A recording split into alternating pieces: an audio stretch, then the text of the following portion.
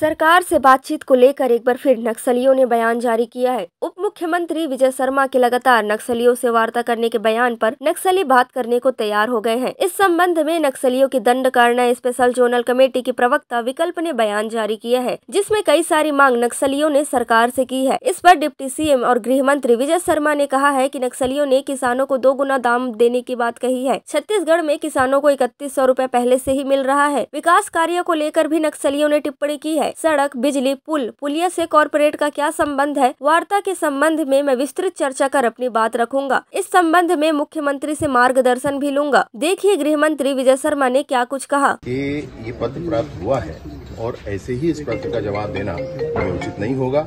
मैं इसमें एक बार पूरी टीम के साथ बैठकर चर्चा करके और उचित इसके लिए क्या पहल हो सकती है, मैं फिर से एक बार आपसे मुखातिब होऊंगा और मैं फिर से एक बार इस पूरे विषय पर चर्चा करूंगा।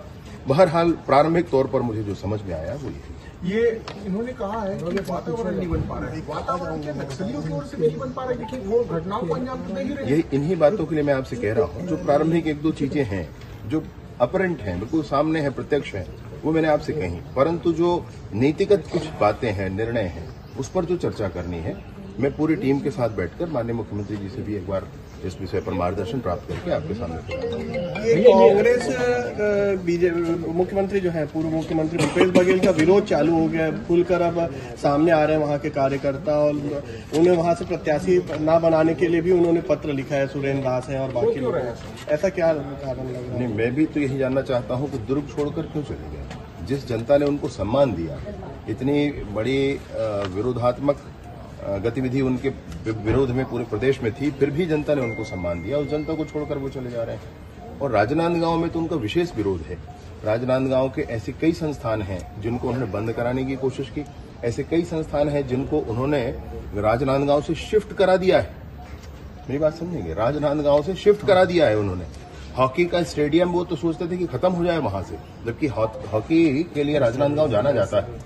ऐसे संस्थाएं हैं, मैंने कल उसकी पूरी सूची बनाने के लिए कहा है। मैं फिर से आपके सामने आकर उस विषय को बताऊंगा। उन्होंने उसको बंद कर, लोग अब उनका विरोध करना चालू कर रहे हैं वहां पे कि भैया आपने जब मुख्यमंत्री थे आप, तब आपने हमारे उन्नति के लिए कार्य नहीं किया। वरन राजनांदगांव चूंकि डॉक्टर रमन सिंह जी का क्षेत्र है, इसलिए उन्होंने वहां पर ऐसे भाव रखे मन में, जिसको एक बहुत बड़े मुख्यमंत्री जी को रखना नहीं चाहिए कभी ऐसा भाव। उन्होंने ऐसा मन में रखा था और ऐसा उन्होंने किया है। अब इस बात का जवाब जनता पूछ रही है, उनको जवाब देना पड़ेगा। भूपेश बघेल की टिकट काटने की मांग बार बार बीजेपी के नेता कर रहे हैं, कांग्रेस के नेता कर रहे हैं, और आज खड़गे को एक और नेता ने पत्र लिखा है कि भूपेश बघेल की टिकट काटी जाए। मसला यही है, वहां के नेतृत्व का विषय है। 5 साल, जैसा कि सोशल मीडिया पे मैंने देखा, दाऊजी ने बहुत भाषण देकर के अपनी पीड़ा व्यक्त की है सभी कार्यकर्ताओं ने, और कार्यकर्ताओं ने जबरदस्त तालियां बजाई। तो मैंने जो देखा उसके हिसाब से तो मुझे यही लगता है कि वहां पर कार्यकर्ताओं के मन में बड़ी पीड़ा है। वहां पर किसी एक व्यक्ति के माध्यम से सब कुछ चल गया। कोई उनके नेता है, नवाज कुछ ऐसा नाम है, उनके माध्यम से पूरी सरकार चल गई और लोग पीड़ित होते रहे। अब जब विषय उलटकर सामने आया है, तब लोग कह रहे हैं। सर, लेकिन दूसरी ओर सर कवासी लखमा कह रहे हैं कि जो अंतरकलह चल रहा है कांग्रेस के अंदर, उसके लिए दोषी बीजेपी और आरएसएस है। आप लोग सिखाते हैं कांग्रेस के कार्यकर्ताओं को कि उनके खिलाफ बोलना है, ये कह रहे हैं लखमा जी। क्या है कि उनके नेता जो अंग्रेजी में लिखा हुआ चिट पढ़ते हैं, उसके आधार पर अब ये भी बोलने लगे। तो मसला ऐसा है कि भैया जो वो कर रहे हैं, अंग्रेजी में लिखा पढ़ रहे हैं चिट और बोल रहे हैं राहुल गांधी जी, वैसा कम से कम ये न करें। अभी उनके आपस के इस अंतर्कलह के लिए भाजपा कैसे दोषी हो सकती है?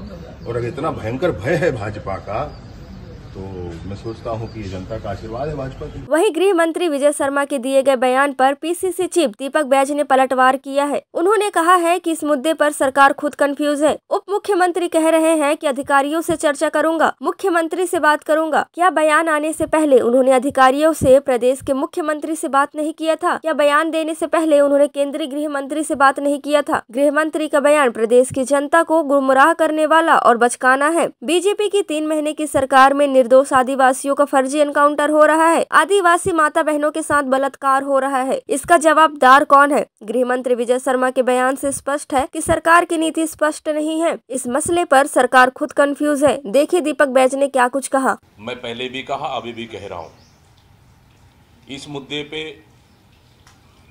सरकार खुद कंफ्यूज है। सरकार को अपनी नीति स्पष्ट करना चाहिए। मैंने उप मुख्यमंत्री जी का बयान सुना।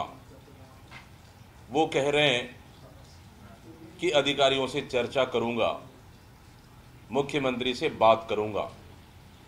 मैं पूछना चाहता हूं, क्या ये बयान आने से पहले उन्होंने अधिकारियों से चर्चा की या नहीं? क्या ये बयान देने से पहले प्रदेश के मुख्यमंत्री से उन्होंने बात की या नहीं? मेरा सवाल।